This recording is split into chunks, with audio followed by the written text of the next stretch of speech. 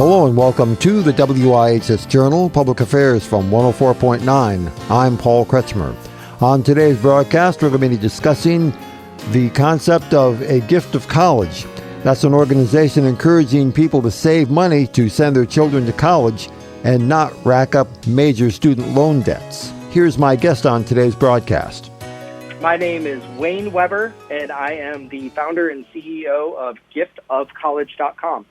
And how long has this enterprise been underway then, Wayne? Just about 10 years. What was your initial motivation for starting this up in the first place? I walked into a toy store about that long ago to buy some presents for my nieces and nephews for the holidays. And I don't know if I was just over it that day, but I saw everything ending up in a garage sale. And I left and quickly decided, you know what, I'm going to give them money for college, help them avoid student loan debt. And it was the first time I had heard of these things called 529 college savings plans and found it was hard to give to them. And we said we should make it easier, and that's what we started working on. I would certainly agree with you on that. I know I worked my way through school, and my parents were generous as well. And when I got out of college, I still had $1,000 left, which I thought was a fortune back then. It probably was a fortune. And even my wife and I graduated. I graduated debt-free. My wife had debt, so, family inherits that. But let's look at that $1,000 and compare it to today. Nearly 1/4 of Americans owe $51,000 or more in student loan debt. That seems like an almost unbelievable thing that should happen like that. Is it that the cost of an education has gone up so dramatically within a relatively short period of time, or have we been working up to this over the course of time? I think we've been working up to it for quite a long time, and there's a lot of drivers behind it, whether that be tuition or fees at colleges as they're building, NFL-style, football stadiums and things like that. That costs money. State-of-the-art, beautiful hotel-style dorms, those cost money. And then you add regular inflation on top of it. And, it's just been many, many years, too many, probably close to 40 years now. That tuition is about 1,400% higher than what it was. So this has been a long time in the making, but I believe we've reached a boiling point. And Americans' reactions or lack of actions in the housing markets, delaying getting married, just having to make different life decisions because they're literally straddled in all this debt, with 62% of Americans in debt, in college loan debt, stating that it's absolutely overwhelming in their life. It occurs to me that academic institutions, like many other businesses, are rather delicately balanced when it comes to the financial picture. The thing that highlights that for me has been during this week, as we speak, the University of Connecticut has indicated that they're going to be laying off some people, furloughing some people.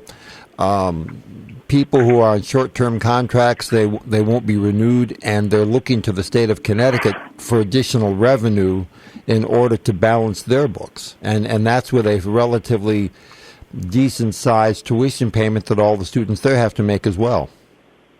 Yeah, and, that's tough. The climate we're in makes it extra tough, but I think what's so important about, College Savings Month is what September has become over the last several years. It still points to we're always going to have these costs. Regardless of the climate, we're always going to chase our education dreams, and they're always going to cost something. So the importance of concentrating on, the ability to pay for it as an American parent or a kid, the ability to pay for that, understanding as early as possible what these 529 college savings plans are, tax-advantaged way to save for college expenses. Just like, you can compare it to, what we've done with the retirement system, giving a tax advantage to groups of people for investing in this thing, retirement, or in this case, college. I think just keeping the focus on that. I do believe, back to your earlier point, around the cost, tuition across the country, I do believe will work itself out, and it will work itself out with free market in that you have 63,000 students now at Arizona State University online. I think we're going to see more and more digital and different kinds of innovations coming to education that really are going to shake up at what we see college as today. Any particular reason to believe that the tuition will remain high even with online available, if for no other reason than to bulk up or to construct or augment the infrastructure that kind of technology requires? Yeah, I think there's going to be new players.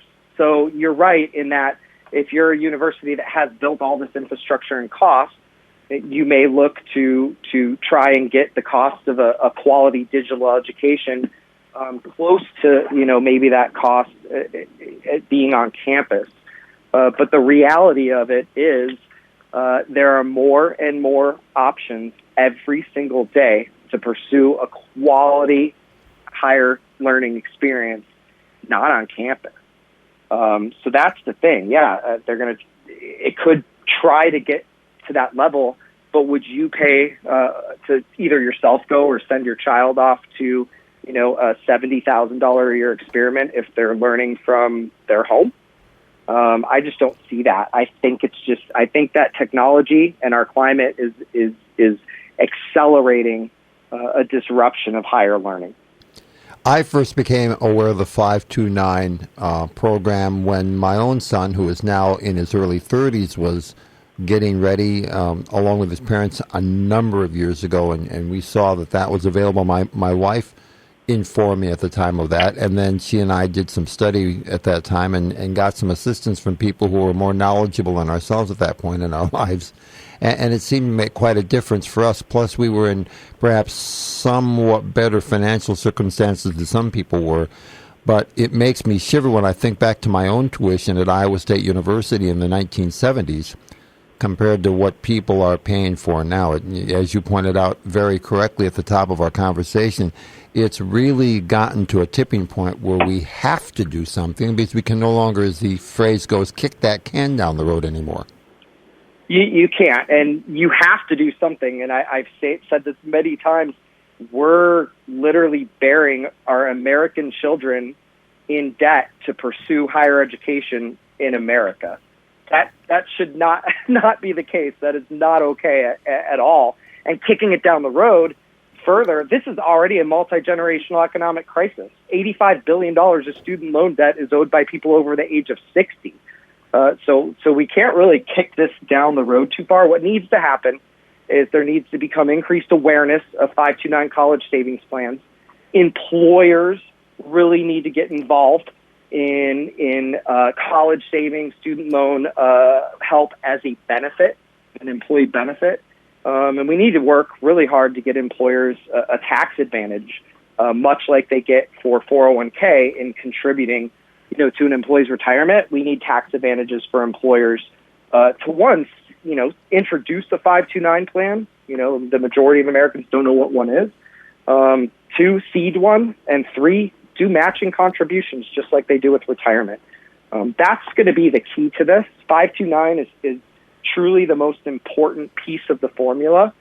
And that's really what we're driving here at Gift of College is general awareness of 529 college savings plan to avoid debt. This is all about eradicating student loan debt, and 529 is definitely the tax-advantaged formula to do that. Is it safe to say that when a couple are anticipating a new arrival in the household, that along with all the other things we normally think of with new parents, that their education in the future is something they should be taking steps on right then and there, even if they feel that it's only a modest series of steps to begin with, because once they get started, it may be easier for them to continue along on the path so that they're not caught either unawares or behind the eight ball, so to speak, when it comes to having that kind of financing ready when it's needed. For further information, call us at 860-346-1049. The opinions expressed are those of the participants, not necessarily those of the staff or management of the station. I'm Paul Kretschmer, the WIHS journalist, Public Affairs from WIHS.